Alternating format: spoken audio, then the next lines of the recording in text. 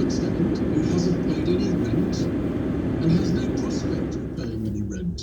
There will be tenants out there who are unemployed, who may not be able to access benefits, and there will be considerable problems for landlords, and they will have to deal with those problems, in some cases by giving the tenant a reduction in their rent, in some cases by allowing them time to sort out their affairs, but in other cases landlords will go to the court and seek possession of the property. Now, that's going to be a disaster because the courts are already very hard pressed. There aren't that many courts. Exit the roundabout onto Tons Lane. And there's a shortage of judges to hear these quite technical and difficult cases. Is that an argument for extending this moratorium? Well, the moratorium was extended in Wales, Scotland and Northern Ireland. It's only not been extended in England. I think there's an argument for dealing with the law, because at the moment, if you owe 8 weeks' rent at the date... In a quarter of a mile, use the middle lane to stay on Tons Lane, A355. The judge has got no option but to make an order for possession. He has no discretion. Now, there's something called a Section 21 notice, which I'm sure you're familiar with, which is what we call the no-fault notice. You don't have to owe anything. If the landlord serves you with a Section 21 notice, the tenant has to go. Now, the government was talking long before the pandemic of changing the law so that people... Use the middle lane to stay on Tons Lane, then turn left. Ground 8 grounds and Section 21 grounds. Now, if the government had done something about this during the pandemic... Take the next left towards Cippenham Lane, then use the left 2 lanes to turn slightly left onto Cippenham Lane. Continue for 1.5 miles. Well, thank you very much, Russell. Let me bring Mark into the conversation. Mark, I know that's not your real name, and I know you're in quite a difficulty. Tell me what's happening with you. Hi, Eddie. Basically, 6 weeks ago, I lost my partner, and we're in accommodation now that rent hasn't been paid for over 6 weeks for me and my son. We're just worried that as time goes on, the rent isn't being paid, and obviously from the 23rd of August, things are going to move forward, and we're going to get some sort of a notice at some point. We've tried help, we've had a look at different agencies and this, that, the other, and I don't qualify because I'm self-employed under a year. We're supposed to be in all this together, but we're not.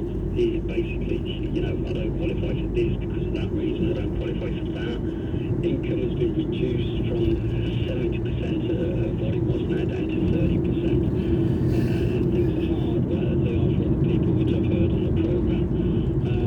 But I'm worried that we're basically going to have to move out of the property that we have and move into small accommodation. We've been here for our life, basically. And you're also grieving. Yes, very much so, and finding this very, very difficult. I can well imagine. Mark, I wonder whether, Russell, you've got any thoughts that might help Mark. Mark, how long have you lived in this property?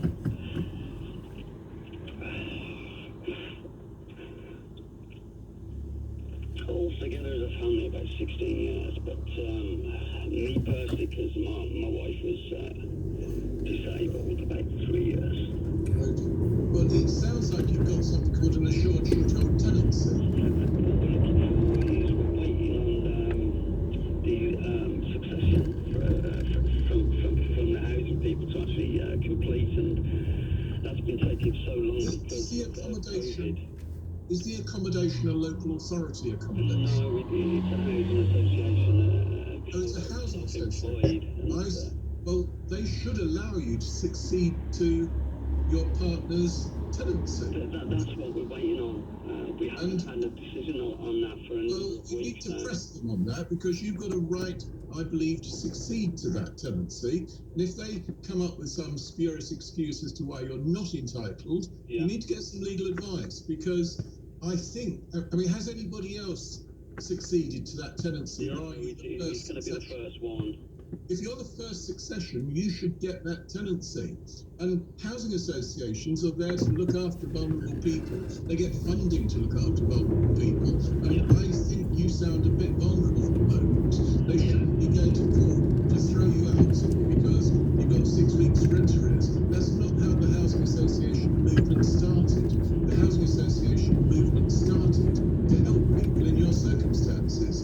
Now, once you get the succession to the tenancy, you've then got to look to exploring ways to resolve the debt. Now, yes, you owe the money. It's not going to put the housing association under the fact that you owe that sum. You need to talk to them about a plan whereby you can somehow reduce it, perhaps by paying the current rent plus a very small amount off the arrears. That's what I'm hoping to do. I'm hoping to do it. It just seems that we're not getting any answers back after such a long period of time. Well, remember, a lot of the housing association staff may be on furlough. Some of the housing association staff are working from home, and they are very slow. But certainly from the way you're talking, I had assumed you had a private landlord, but with a housing association landlord, you're in a much stronger position. And can I say this, even if they took the approach that you weren't entitled to see for some odd reason, I don't know what that may be, but any housing association seeking to evict you from your tenancy would take a long time to do that. At the moment in the courts, they're so congested, hearings may not be until next year. Well, Mark, I think that is of use to you, Russell. Thank you so much. I know you have to take your leave of us, but that was very impressive just to hear that, and gives Mark some reassurance. And Mark, clearly, as Russell suggests, a bit of legal advice, a bit of legal clout behind the efforts you've clearly already made. And to be going through all of this when you are grieving is just awful. Thank you very much for that call. 0345 606 0973, whether you're renting or you're a landlord or landlady, as we heard from Julia earlier. We're going to have this conversation between 9 and 7, and also I promise we will have it again, if not this week, then certainly on Monday. I'm committing on the air to Claire Barrett, who I haven't asked about this, to come on the programme, and we'll devote at least an hour of the programme to talking about this. The Sunday deadline, as we've heard from a number of guests, is... In 300 yards, turn left onto Buckingham Avenue. There is time, whatever your situation is, and we will return to this definitely on Monday, if not before. 6:48 now, here's Tim Humphrey with more LBC News. A 16-year-old boy from Sudan has died trying to get across the channel to the UK from France. The Health Secretary says he took it. Take the next left onto Buckingham Avenue, then your destination will be on the left. 2 of the 3 teenagers in jail for killing PC Andrew Harper in Berkshire last year have started an appeal against their manslaughter convictions. And the weather storm Ellen will bring very strong winds to Northern Ireland, Wales, and western parts of England and Scotland tonight, a low of 30.